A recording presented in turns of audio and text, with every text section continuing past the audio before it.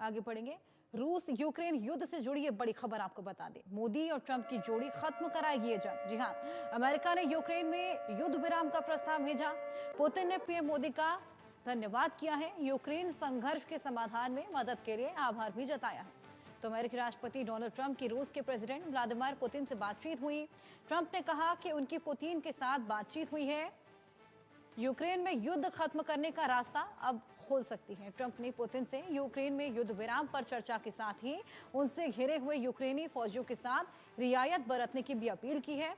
Donald Trump ने खुद social media पर जानकारी दी है। ट्रंप ने इस साल जनवरी में अमेरिका का राष्ट्रपति बनने के बाद लगातार रूसी प्रेसिडेंट के साथ संपर्क किया। तो वहीं पुतिन ने पीएम मोदी का भी आभार जताया है। उन्होंने यूक्रेन संघर्ष के समाधान में मदद के लिए पीएम मोदी का धन्यवाद भी किया है। तो अब देखना होगा कि आखिरकार युद्ध विराम लगता है या नहीं, और यूक्रेन को ट्रंप का यह प्रस्ताव, और ऐसे में यहां पर पीएम मोदी का भी धन्यवाद किया गया है। हमारे साथ lieutenant colonel J S Sodhi ji, defence expert हैं, और निपुण आलम बयान जो कि विदेशी मामलों के जानकार हैं, जुड़ गए हैं। पहले तो आप दोनों का बहुत बहुत स्वागत है। सबसे पहले निपुण, मैं आपके पास आना चाहूंगी। लगातार युद्ध विराम की बातें हम शुरुआत से ही सुनते आ रहे हैं। क्या अब ट्रंप और मोदी की जोड़ी आखिरकार युद्ध विराम लगवाने में सफल साबित होगी? हाँ, देखिए बात यही है कि जो पुतिन चाह रहे हैं, प्रेसिडेंट पुतिन का कहना ये है कि हम टेम्परेरी युद्ध विराम नहीं चाहते। हम चाहते हैं कि परमानेंट युद्ध विराम हो। और हर्षद दिक्कत ये हो रही है, अभी जो प्रस्ताव सामने आ रहा है, वो आ रहा है टेम्परेरी युद्ध विराम का, कि 30 दिन का हम क्या करें कि आपका युद्ध विराम करें। तो मुझे लगता है कि इसको लेकर कहीं न कहीं पुतिन थोड़ा-सा असमंजस में हो सकते हैं, कुछ टेंशन में हो सकते हैं, लेकिन 30 दिन की शुरुआत है, तो यहाँ पे कहीं न कहीं अमेरिका का, सऊदी का, इन सब कंट्री का कहना ये है कि शुरुआत तो हो। और अगर हम 30 डेज़ की शुरुआत करते हैं, तो बिल्कुल। एक स्टार्टिंग आपकी क्या बनती है, एक स्टार्टिंग आपकी शुरुआत होती है। तो मुझे लगता है कि पुतिन शायद मान जाएँ इस बात को लेकर कि बिल्कुल निपुण, 30 मैं डेज़ आपके का पास ही वापस आऊंगी। एक बार जे सोढी जी, आपका भी मैं रुख करना चाहूंगी। जिस तरीके से निपुण ने भी मेंशन किया कि टेम्पररी युद्ध विराम लगवाने की यहाँ पर बातें सामने आ रही हैं, तो टेम्पररी युद्ध विराम जो लगेगा, इससे क्या कुछ फायदा रहेगा? क्योंकि अभी फिलहाल जरूरत यही है कि इस पर पूरी तरीके से युद्ध विराम लगा दिया जाए। जयंत हर्षा जी, ये मेरा सौभाग्य कि मैं आपके न्यूज चैनल विख्यात को पैनलिस्ट के साथ हूं। भू राजनीति और अंतरराष्ट्रीय रिश्तों में तीन प्रकार के देश होते हैं। पहला प्रकार होता है जो कि जियोपॉलिटिकल पावर होते हैं, जो कि दुनिया में तीन ही है, रूस, अमेरिका और चीन। और यही तीन देश दुनिया में किसी युद्ध को खत्म करवा सकते हैं। दूसरे प्रकार के देश होते हैं जियोपॉलिटिकल पिवट्स, जैसे France, Germany, Bharat, United kingdom, Japan. ये जो देश होते हैं ये युद्ध खत्म कराने में मदद करते हैं, लेकिन डायरेक्टली ये कोई युद्ध खत्म नहीं करा सकते। और तीसरे प्रकार के देश होते हैं अन्य देश, जिनका कोई बोलबाला नहीं होता है भू राजनीति और अंतर्राष्ट्रीय रिश्तों में। अब क्योंकि डोनाल्ड ट्रंप ने अपने चुनावी रैलियों में और राष्ट्रपति शपथ लेने के बाद उन्होंने बार बार बोला कि उनके लिए प्राथमिकता है रूस यूक्रेन युद्ध खत्म कराना, और जिस तरह से उनके सालों से राष्ट्रपति पुतिन के साथ अच्छे व्यक्तिगत रिश्ते रहे हैं, तो जब ये प्रपोजल भेजा गया राष्ट्रपति पुतिन के पास, उन्होंने जनरली तो हामी भर दी, लेकिन उनके दो तीन संकोच वाले पॉइंट हैं। एक है कि ये टेम्परेरी युद्ध विराम नहीं होना चाहिए, ये ऐसा युद्ध विराम होना चाहिए ताकि आने वाले समय में दोबारा युद्ध जैसी परिस्थितियां कभी ना पैदा हो। दूसरा, उन्होंने कहा है कुर्स इलाके में जहां पे यूक्रेनी सेना को पूरी तरह से रूस की सेना ने घेर लिया है, तो यूक्रेन को इन्हें आत्मसमर्पण के आदेश देने चाहिए ताकि उनकी कोई जान को खतरा ना हो। जैसे डोनाल्ड ट्रंप ने भी रिक्वेस्ट की है कि रूस को इनको नहीं मारना चाहिए। तो ये जब तक ये दो तीन जो मसले हैं ये अमेरिका क्लियर नहीं करता है, तब तक राष्ट्रपति पुतिन पूरी तरह से युद्ध विराम के लिए हामी नहीं बनेंगे। देखिए, टेम्परेरी सीज फायर के फायदे होते हैं, जैसे हमने देखा अभी ये जो इजराइल हमास का सीज फायर है, ये फेज 1 खत्म हुआ, फेज 2 की बातें चल रही हैं। टेम्परेरी सीज फायर तो अच्छा होता है बनस्पत जहां युद्ध होता है, जहां पे रोज इतनी खून की नदियां बहती हैं, लोगों की मौत होती है, डेफिनेटली। लेकिन जो राष्ट्रपति पुतिन का बात है वो बिल्कुल सही है कि हमें लंबे पक्ष में सोचना होगा कि दोबारा ऐसी युद्ध की परिस्थितियां ना पैदा हो। इसके लिए अमेरिका और बाकी नाटो देशों को सोच विचार करना होगा और रूस को आश्वासन देना होगा कि युद्ध जैसी परिस्थितियां ना हो। मैं एक और टिप्पणी करना चाहूंगा आशा जी, बिल्कुल। इसका जो मूल कारण है इस युद्ध का, वो है नाटो का विस्तार।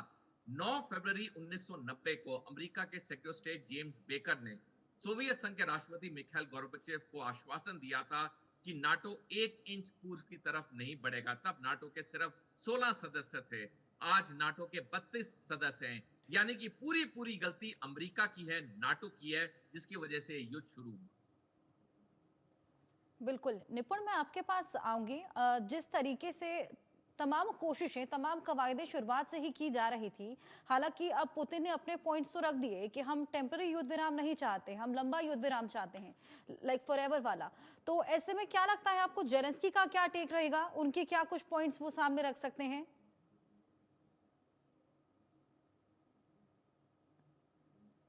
है। अभी हम खुद प्रेजेंट सिचुएशन को देखें, थोड़ा सा मैं 2 मिनट का समय आपका लूंगा। अभी 18% लैंड जो है, 18% लैंड जो है वो यूक्रेन का रशिया के कंट्रोल में है। 11% तो है क्रीमिया के अलावा, और 7% क्रीमिया 2014 में कंट्रोल कर लिया था। यानी कि हम देखें तो पूरा जो बाजी जो है वो रशिया के पास में है। यूक्रेन की इकोनॉमी क्रैश कर चुकी है। यूक्रेन के काफी बड़ी संख्या में लोग मारे गए हैं, वहां के सैनिक मारे गए हैं। पुतिन साहब के उम्र में जो चल रहा है, जो मैं लगातार उनको कंसीडर कर रहा हूँ, लगातार हम लोग पूरे वॉर को कवर कर रहे हैं, देख रहे हैं। उनका ये है कि अगर 30 दिन का युद्ध विराम करते हैं तो उसमें कहीं ना कहीं जो अमेरिका ने कंट्रोल किया है यूक्रेन के ऊपर, फंड देना बंद किया है, वेपन देना बंद किया है, तो इस 30 दिन में यूरोप एक प्रेशर क्रिएट कर सकता है अमेरिका के ऊपर। वेस्ट एशिया से कई प्रेशर बन सकते हैं। तो पुतिन को संशय ये है कि ऐसा ना हो कि 30 दिन के बहाने से यूक्रेन अपने आप को क्या करे, अपने आप को स्ट्रैटेजिकली स्ट्रॉन्ग करने का प्रयास करे। तो पुतिन ये चाह रहे हैं कि अभी जो प्रेशर मेरा बना हुआ है, जो 18% जमीन मेरे पास में है, वो जोकितो जो बनी हुई है, उसका प्रेशर यूक्रेन पे बने। और यूक्रेन को लेकर प्रेसिडेंट पुतिन की 2 ही शर्तें हैं। एक तो नाटो का विस्तार नहीं होना चाहिए, दूसरा ईयू का पार्ट नहीं बनना चाहिए। इन 2 शर्तों की वजह से वॉर हुआ था। पुतिन लगातार उसी दबाव को लेकर चलने का प्रयास कर रहे हैं। लेकिन मुझे ये भी लग रहा है कि कहीं ना कहीं जब एक इंटरनेशनल कम्युनिटी, चाहे हम लोग पीएम मोदी की बात करें, या हम प्रेसिडेंट ट्रंप की बात करें, या सऊदी जैसे जो देश हैं उनकी हम बात करें, इन सबका जो एक मिले जुली प्रतिक्रिया के अनुसार मुझे लगता है कि पुतिन कहीं ना कहीं 30 दिन के लिए बात बन जाएगी, 30 दिन के लिए सहमत हो जाएंगे। लेकिन उन अंतों एक बात बोलना चाह रहे हैं, जो कहना चाह रहे हैं कि जो पूर्ण रूप से युद्ध विराम होगा वो मेरी शर्तों पर ही होगा, मेरी कंडीशन पर ही होगा। मुझे लगता है कि वो शर्त तो यूक्रेन को माननी ही पड़ेगी कि हम नाटो का पार्ट नहीं बनेंगे। मुझे लगता है ऐसा कि अमेरिका अभी हाल फिलहाल में, जब ट्रंप की हम बात करते हैं, प्रेसिडेंट ट्रंप के एडमिनिस्ट्रेशन में बात करते हैं, तो ट्रंप बिल्कुल भी किसी भी कंडीशन में यूक्रेन को नाटो का पार्ट नहीं बनाएंगे। तो मुझे लगता है कि एक माहौल है, एक इन्वायरमेंट है, उस इन्वायरमेंट में समझौता यूक्रेन को करना पड़ेगा। और यूक्रेन को अपनी जमीन, जो 18% जमीन है, 7% क्रीमिया वाली, और 11% जो इस वॉर के बाद में कंट्रोल की है रशिया ने, वो छोड़नी ही पड़ेगी। उसके बाद कोई विकल्प नहीं है। थोड़ा बहुत कॉम्प्रोमाइज रशिया कर सकता है एक स्थायी पीस के लिए, पर मुझे लगता है प्रेजेंट में कहीं ना कहीं वो 30 दिन की बात मानी जाएगी। जी हर्षा। बिल्कुल। जे सोडी जी, जैसे कि अभी निपुण जी ने भी मेंशन किया कि दोनों ही अपनी अपनी शर्तों को लेकर अड़िग हैं, तो ऐसे में क्या लगता है, क्या फ्यूचर इस वॉर का रहेगा? क्योंकि युद्ध विराम अगर 30 दिन के लिए लग भी जाता है तो 30 दिन बाद फिर से वही स्थिति उत्पन्न हो जाएगी। और क्या इस हस्तक्षेप से कुछ आपको बदलाव लगता है देखने को मिलेगा? अच्छा जी, देखिए, जहां तक यूक्रेन का पक्ष है, वो उसने तो पूरी तरह हामी भर दी है। जो अमेरिका कहेगा वही यूक्रेन करेगा, क्योंकि यूक्रेन ने देख लिया कि डोनाल्ड ट्रंप के साथ बदतमीजी करके ओवल ऑफिस में किस तरह से उसी दिन पूरी एड को बंद कर दिया गया, इंटेलिजेंस शेयरिंग बंद कर दी गई। तो यूक्रेन को तो और दिक्कतें होने लग गई। जहां तक रूस की बात है, राष्ट्रपति पुतिन अच्छी तरह जानते हैं कि पलड़ा पूरा रूस के हक में है। जैसे निपुण जी ने बिल्कुल सही बताया कि आज की तारीख में 18% यूक्रेन की धरती पे पूरी तरह रूस का कंट्रोल है, और रूस ये 18% कभी नहीं जाने देगा। इनफैक्ट पिछले महीने 12 फरवरी को अमेरिका के रक्षा सचिव पीट हेगसेथ ने नाटो के दौरे पे साफ किया कि यूक्रेन नाटो नहीं ज्वाइन करेगा। यूक्रेन को 2014 से पहले के बॉर्डर्स मिलना असंभव है। तो ऑलरेडी जब 12 फरवरी को पीट हेगसेथ ने यह बयान दिया, तभी क्लियर हो गया था कि जो भी युद्ध विराम होगा वो बिल्कुल राष्ट्रपति पुतिन की शर्तों के मुताबिक होगा। अगर 28 फरवरी को जेलेंस्की ने ओवल ऑफिस में डोनाल्ड ट्रंप के साथ बदतमीजी नहीं की होती तो ये युद्ध विराम कुछ हफ्ते पहले ही हो जाता। डेफिनेटली युद्ध विराम चाहे 2 हफ्ते पहले होता या 2 हफ्ते बाद होगा, जो जीत है वो राष्ट्रपति पुतिन और रूस की होगी, क्योंकि जिस तरह से इन्होंने पूरी जंग को लड़ा है, वाकई काबिले तारीफ है कि पूरी दुनिया उनके खिलाफ खड़ी थी, लेकिन उन्होंने खुद अलग एक देश की तरह उन्होंने इस जंग को लड़ा, और पूरे जितने भी आर्थिक सैंक्शन प्रतिबंध लगे थे, उन्होंने उसका एक असर नहीं आने दिया, और आज की तारीख में वो डेफिनेटली इस युद्ध को जीत चुके हैं। बिल्कुल निपुण जी, जिस तरीके से अभी पुतिन ने पीएम मोदी की तारीफों के पुल भी बांधे थे, यहाँ पर हमने हमेशा से ही देखा कि भारत का स्टैंड हमेशा न्यूट्रल रहा इस वॉर को लेकर।